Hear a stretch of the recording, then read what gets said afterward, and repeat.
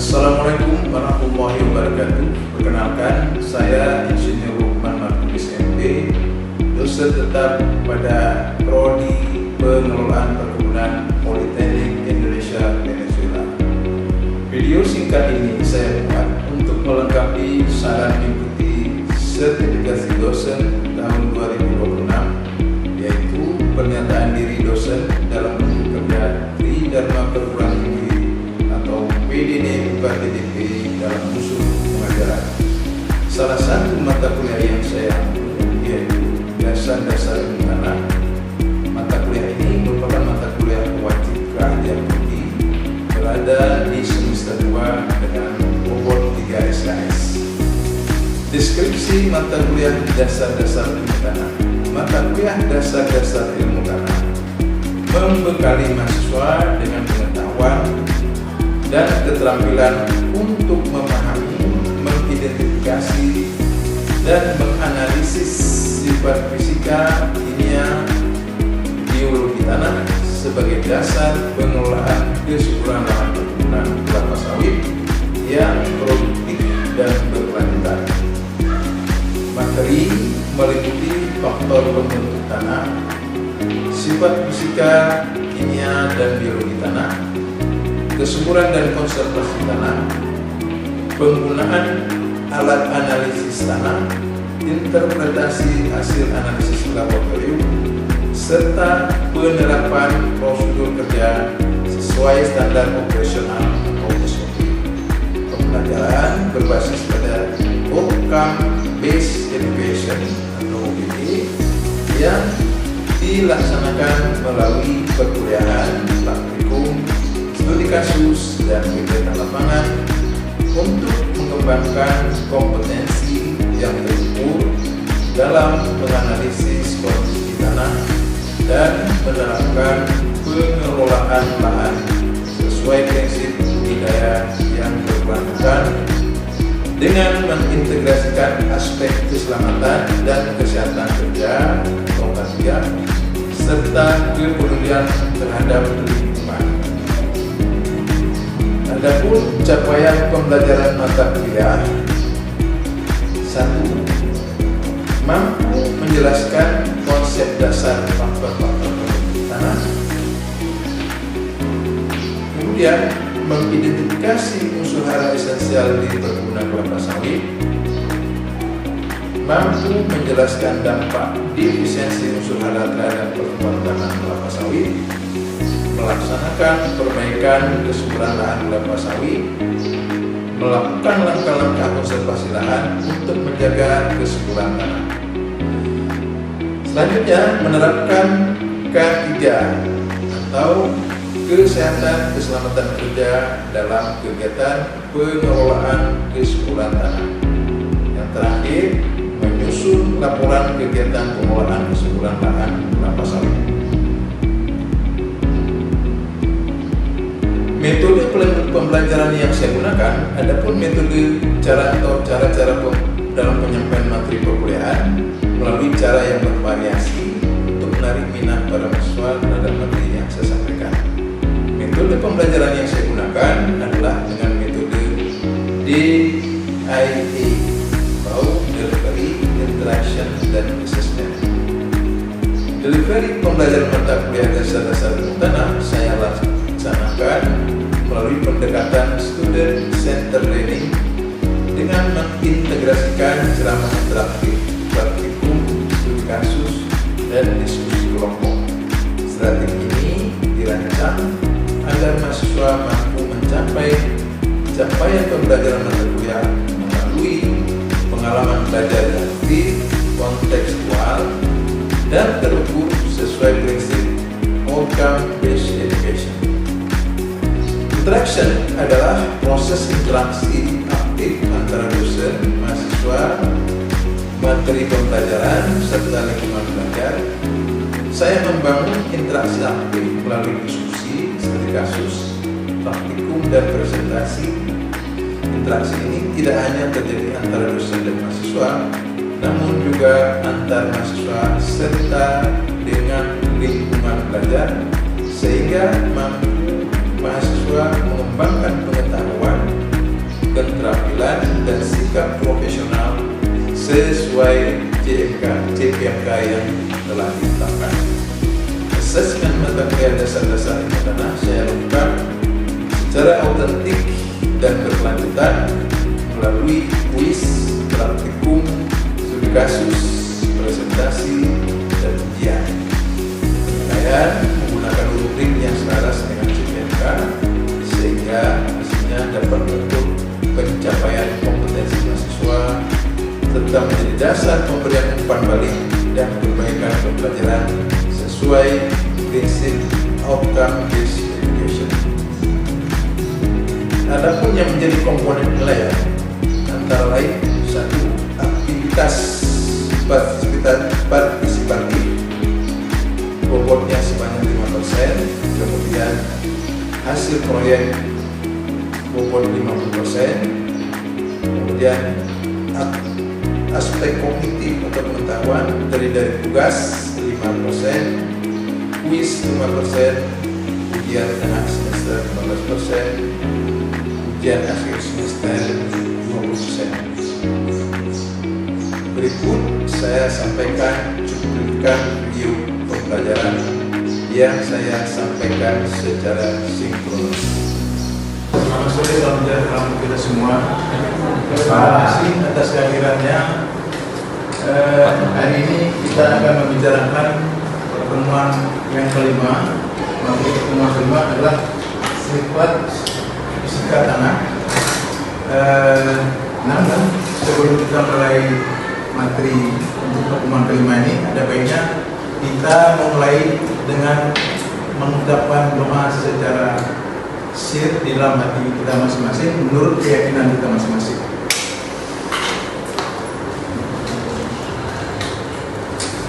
Baik, terima kasih. Sebelum kita memulai materi yang kelima, saya ingin mereview kembali pertemuan kita yang lalu atau pertemuan keempat yang kita bahas atau yang kita pelajari adalah tentang materi pelabukan. Materi pelabukan artinya pelabukan terhadap bahan hidup sehingga berubah menjadi tanah. Nah, ada yang bisa membantu saya di dalam memberi jawaban tentang pelabukan ini sebelum kita memulai kajian kita di pertemuan kelima? Silakan. Oh, saya ingin bertanya ya. Apa itu fisika tanah?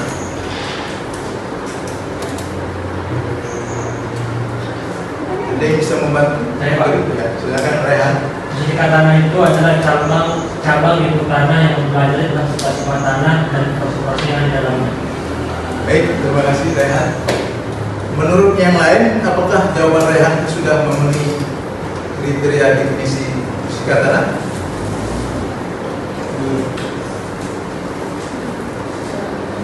Sudah ya? Nah, yang kedua, kita juga sudah membicarakan tentang dekomposisi atau pelabukan atau penguraian dengan bantuan beberapa faktor sehingga akibat proses pelabukan lama-kelamaan menjadi makin itu menjadi tanah. Nah, beberapa faktor ini saya ingin bertanya kembali kepada kita kalian di sini. Ada yang bisa membantu tentang faktor-faktor penyebab pelabukan fisik? Jadi menjawab Pak. Oke, silakan. Faktor penyebab pelabukan fisik itu yang pertama adalah suhu ekstrim, yang kedua cakupan air, dan yang ketiga adalah aktivitas organisme, yang keempat ada pengosongan tekanan, dan yang kelima ada gesekan mekanis. Ya, di antara beberapa faktor itu ada faktor yang paling signifikan yaitu faktor iklim. Ya, iklim faktor atau unsur iklim yang paling dominan berpengaruh terhadap pelabukan adalah curah hujan dan temperatur. Oke, kemudian yang terakhir saat pertemuan keempat kita ada juga mereview sebenarnya yang menjadi sifat yang kita pelajari dalam sifat-sifat fisika tanah itu apa saja. Nah, mungkin ada yang bisa memberi jawaban. yang termasuk di dalam beberapa sifat fisika tanah? Silakan. Saya, Pak. Ya, silakan. Sifat-sifat fisik tanah itu ada 1 tekstur tanah, 2 struktur tanah, 3 formasi tanah, 4 fungsi tanah, 5 warna tanah, 6 kepadatan tanah, dan 7 Ya. sumber. Ya, demikian itu semua yang digambarkan tadi adalah sifat-sifat fisika tanah. Nah, baik, untuk selanjutnya akan kita masuki tentang sifat fisika tanah yang disebutkan tadi, diantaranya tekstur. Ya. Nah, apa potensinya kita pelajari sifat fisika tanah? Nah, sesuai dengan FPS yang kita sepakati di awal pertemuan, dengan mengikuti atau memahami sifat fisika tanah terutama tekstur, maka ada beberapa kompetensi kemampuan yang dimiliki oleh mahasiswa setelah mempelajari sifat fisika tanah. Jadi antara lain memahami sifat fisika tanah. Nah, kemudian bahan kajian kita termasuk tekstur dan struktur tanah. Kemudian apa indikatornya? Indikator capaian pembelajaran kita. Maka kita bisa mengklasifikasikan tekstur tanah dalam bentuk kelas tekstur tanah. Nah, inilah materi atau manfaat atau capaian atau kompetensi yang kita punyai setelah kita mempelajari tekstur dan struktur tanah. Dia bisa terbagi dalam 3 kelas tekstur. Bisa lihat pasir, bisa lihat dia. Yang membedakannya apa? Apa yang membedakannya? Prosentase kandungan pasir, ya, debu. Sampai di sini ada yang bertanya tentang kelas tekstur? Ada ya? Kita lanjut ke struktur tanah. Tadi sudah tekstur, sekarang masuk ke struktur tanah. Seperti yang dijelaskan, yang saya jelaskan di pertemuan yang keempat yang lalu, salah satu sifat fisika tanah termasuk juga struktur tanah. Maka kita lanjut ke pembahasan yang lebih intens berkenaan dengan struktur tanah. Nah, kalau kita berangkat dari pemahaman, struktur tanah itu merupakan gumpalan tanah yang berasal dari partikel tanah yang saling merekat satu sama lain karena adanya perekat, adanya lem, adanya perekat, yang bisa dalam bentuk eksudan akar. Eksudan akar itu apa yang dihasilkan atau yang dikeluarkan oleh akar. Kemudian bisa berupa hifa jamur. Hifa jamur tahu gak? Benang-benang jamur. Nah, kemudian lembu. Ini juga tanah lembu bisa merupakan sementasi oleh. Kemudian humus. Humus tahu gak? Humus turunan dari bahan organik dan lain-lain. Nah, selanjutnya ikatan partikel tanah ini terwujud sebagai agregat tanah yang membentuk tanah, dan dia mempunyai bentuk, ukuran dan kemantapan tanah yang berbeda-beda, dan diikat atau direkatkan oleh kemungkinan yang tadi jamur, lembu, dan lain-lain. Kemudian struktur tanah ini juga terdiri bermacam-macam, ya. Tapi yang biasanya terbaik untuk pelanjutannya adalah yang berstruktur remah. Apa itu remah? Masuk dalam golongan remah ini, itu kondisinya sedemikian rupa sehingga porsi udara dan air atau sirkulasi udara dalam air di dalam tanah itu berlangsung secara continuous ya, secara lancar. Juga memberikan dampak pada temperatur yang lebih stabil ya. Nah, keadaan tersebut sangat memacu pertumbuhan jasa teknik tanah yang memegang peran penting dalam proses pelapukan bahan organik di dalam tanah. Nah, makanya untuk memperbaiki struktur tanah ini dianjurkan untuk kita beri pupuk organik atau bisa juga bahan organik dalam bentuk pupuk kandang, kompos, dan pupuk hijau.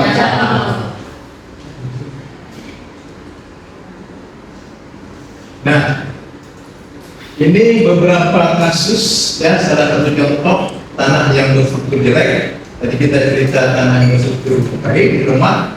Nah, ini adalah tanah liat ya. Tanah liat ini tersusun dari partikel-partikel yang cukup kecil, sangat kecil kalau dibandingkan dengan ukuran tanah yang berpasir ya. Partikel tanah liat kurang lebih sama dengan 1/100 kali partikel tanah pasir. Artinya pasir luasnya, besarnya 100 kali atau 100 kali lipat dari liat. Kemudian partikel tanah liat kurang lebih sama dengan dari kan. Kemudian kehalusannya membuat tanah lebih cenderung menggumpal. Kemudian terlebih pada saat musim hujan dan sangat banyak mengikat atau menghisap. Jeleknya apa? Jeleknya lagi tanah liat akan menahan air dengan ketat, dengan kuat sehingga keadaannya menjadi lembab dan udara pun menjadi terbelenggu atau terperangkap ya, sirkulasinya tahan ya. Nah, seandainya nantinya kering, tanah liatnya akan menggumpal seperti batu dan situasinya pun kian kedap air. Hanya kalau kena lemparan tanah liat yang sudah mengeras, maka serasa kena batu. Itu sebabnya kerap kali dijumpai tanah liat banyak dimanfaatkan sebagai pembuat atau bahan baku pembuat kemita atau keramik ya, dan batu bata. Ada pula tanah yang berstruktur terlalu porus ya. Porus ini artinya apa? Porus, terlalu bersarang. Contohnya seperti tanah pasir ya. Pada tanah yang tipe seperti ini ya, tanaman juga tidak akan tumbuh subur. Kenapa? Karena sifat porus tanah tersebut sangat mudah merefleksikan air yang mengangkut hara-hara atau makanan hingga makanan tanaman hingga jauh ke dalam tanah. Akibatnya zat-zat makanan yang seharusnya bisa diperlukan atau digunakan atau dimanfaatkan tanaman tersebut jadi hilang. Baik, sepanjang penjelasan saya tadi ada yang ingin ditanyakan, silakan. Kalau tidak ada, kita lanjut kepada bentuk struktur tanah. Tadi sampai dengan slide berapa tadi? Ada yang ingin ditanyakan?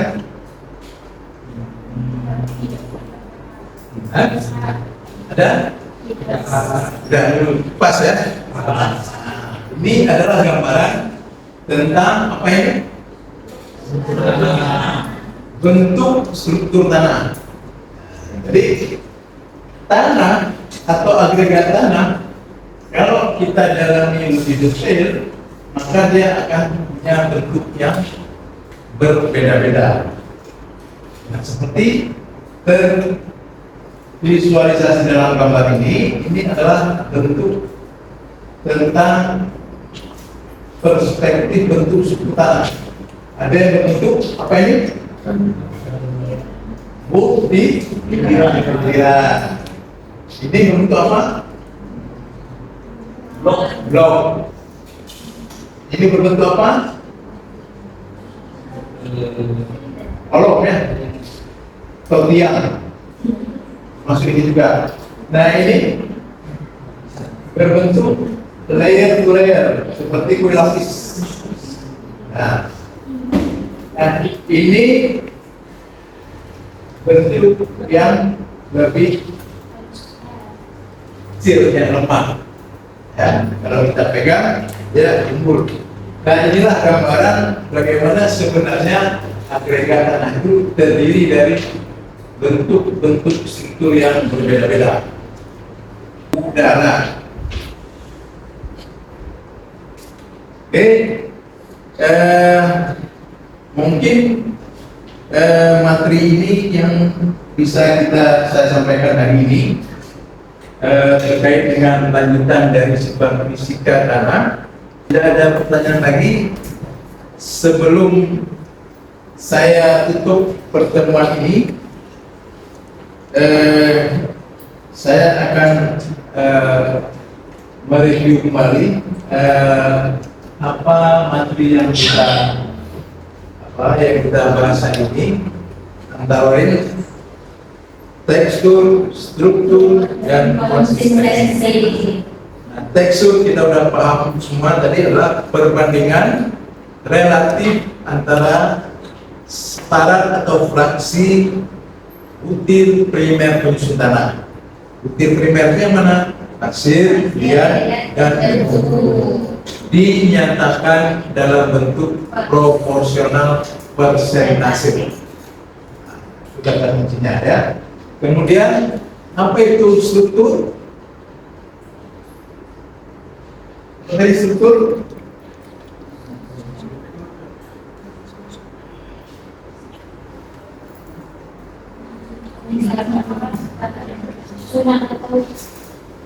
struktur itu kumpulan atau kumpulan dari tanah, ya, partikel tanah yang terkumpul dari ada primer, ya, ada pasir, ada liat, dan dia terikat secara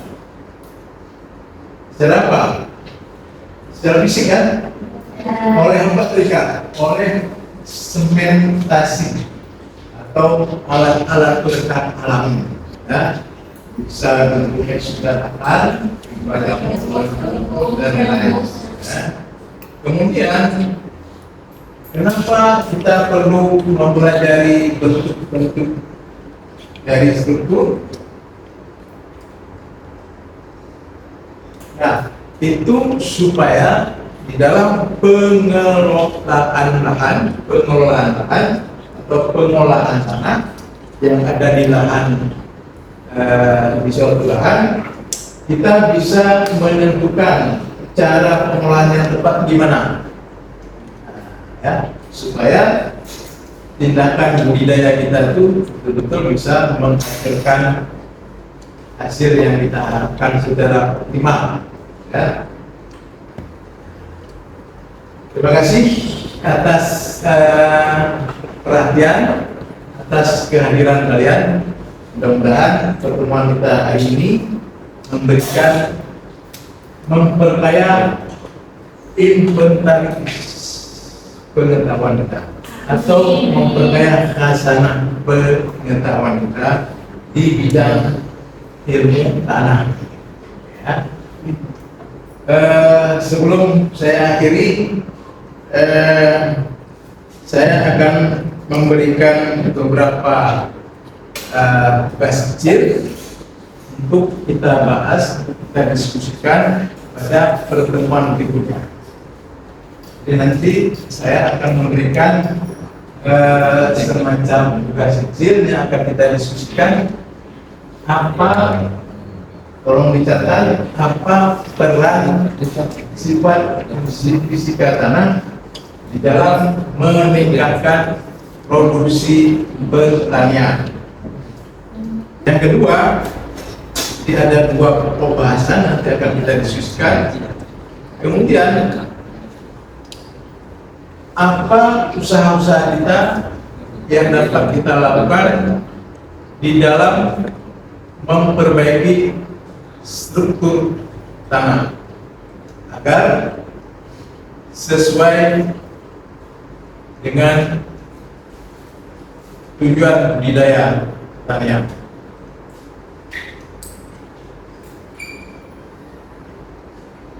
Nah, itulah dua topik utama yang akan kita kaji atau kita diskusikan di pertemuan berikutnya.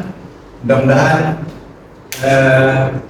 tugas yang akan yang saya tugaskan ini bisa terlaksana dengan baik, selesai dengan baik, dan bisa kita diskusikan sesuai dengan harapan kita. Nah, sebelum saya tutup, saya bertanya sekali lagi,